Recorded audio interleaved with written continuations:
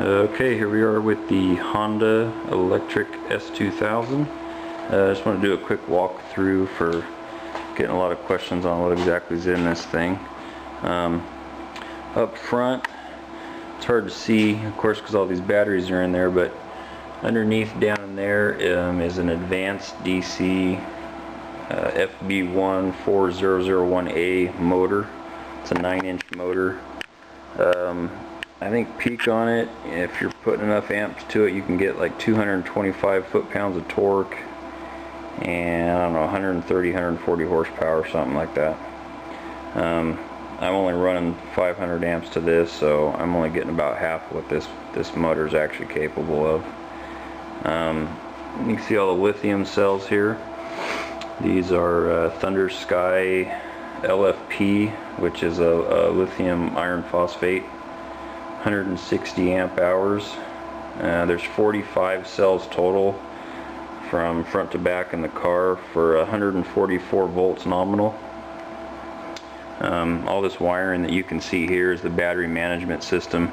So every one of these cells, we need to be able to monitor the voltage, make sure it doesn't go too high or too low, it'll ruin the cells.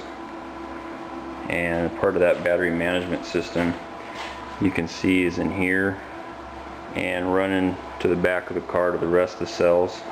There's more of it inside the car that I'll show you in a second. To power that motor, I'm using a Curtis 1231C. Like I said, it's 96 to 144 volts is what this thing can do, 500 amps. And over here is all the high voltage connectors. These Albright contactors are basically like a giant relay. You can switch on and off the power, so all the high voltage from the pack isn't connected here all the time. So basically what happens is, the way I've got this set up, this one over here will close with the ignition switch. This one over here closes with the accelerator pedal. So it's just kind of a double safety feature there.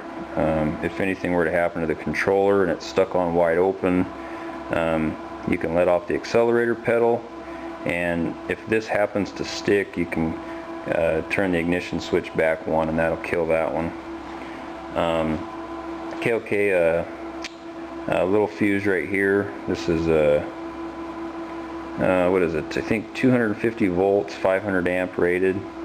And there's another one of these in the back of the car too. Basically, you want to separate all your groups of cells with a fuse like that, so if you end up with some kind of a short, you don't end up ruining your batteries.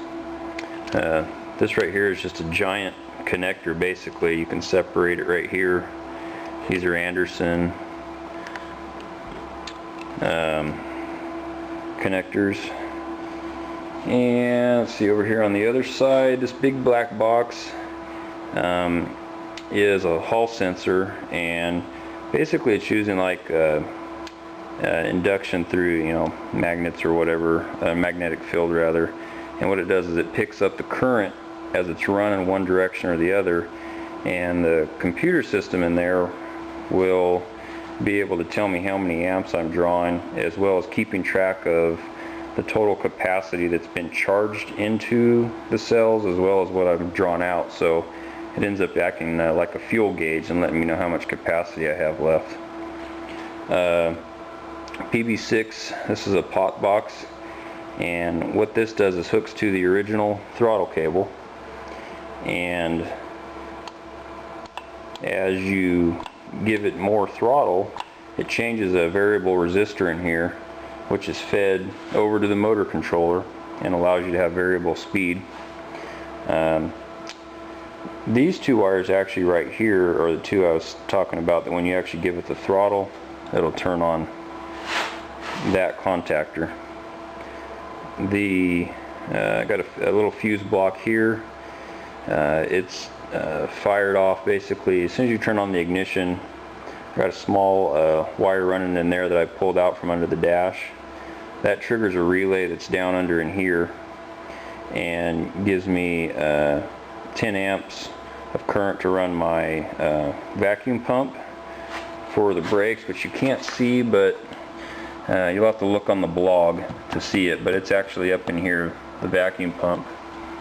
And the other one is for this is a 5 amp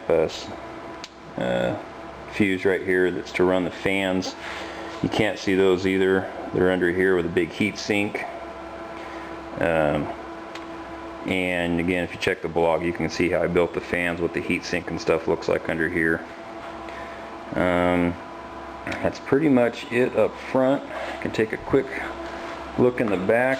It's kind of noisy. I've got this thing charging right now.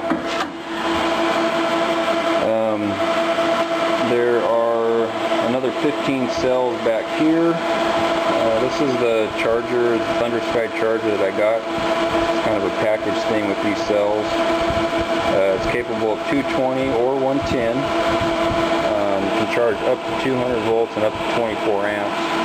Right now I only have it plugged into 110, so on a 20 amp service I'm only safely able to get around 10 amps. I can bump that up a little bit, but I'm having to step up the voltage from your standard 110 up to about 160 volts, which is what I'm charging at right now.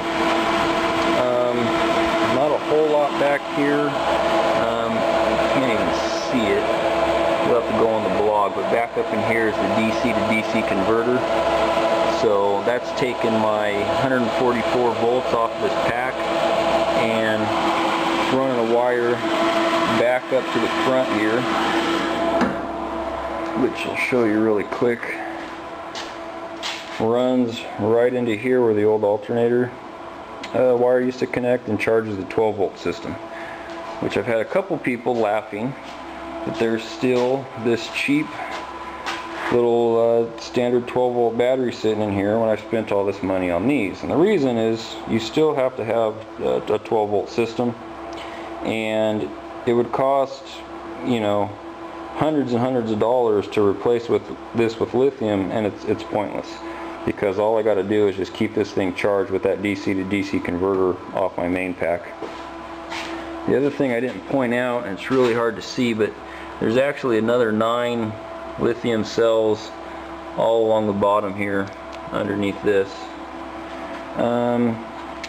And last, which this is really a mess right now, I don't have the battery management system mounted anywhere right now. This is like the last thing I need to do with this battery management system. Basically, I've got this computer here that needs to go somewhere. I'm going to try to put that under my seat. And then you have this, I don't know, like 7-inch LCD touchscreen. Hopefully we can see that there. So total voltage, this is how many amps basically being put into the cells right now, but it'll also show you how much you're discharging. As you're charging, it keeps track of how many kilowatt hours are stored into the pack. This is not calibrated right now, so it's not really just 3 kilowatts. There's more in there than that, but I need to drain it all the way down first, reset this, then when I recharge, that number will be accurate. There's the highest voltage of this, the high voltage of the highest cell, and also the minimum, so your lowest voltage. And then over here it'll give you an index number, cell 35, cell 8. So as long as you know what orders you've put those cells in, it's really easy to track that down. Same thing with temperatures. Every 10 cells has a temperature module, and so, you know, group number 2 here is the highest temperature at 19 degrees Celsius. So this is the basic summary page. There's different stuff for setting, you know, for kind of calibrating the system, things like that, but you can look at the temperature of all your different groups, and you can also drill down into every individual cell and look at the voltages. So it's a pretty handy little thing. I think this system supports up to 100 cells, and then I believe you can even group these computers together to support, I don't know, as many as you want, I guess. I believe that's pretty much it.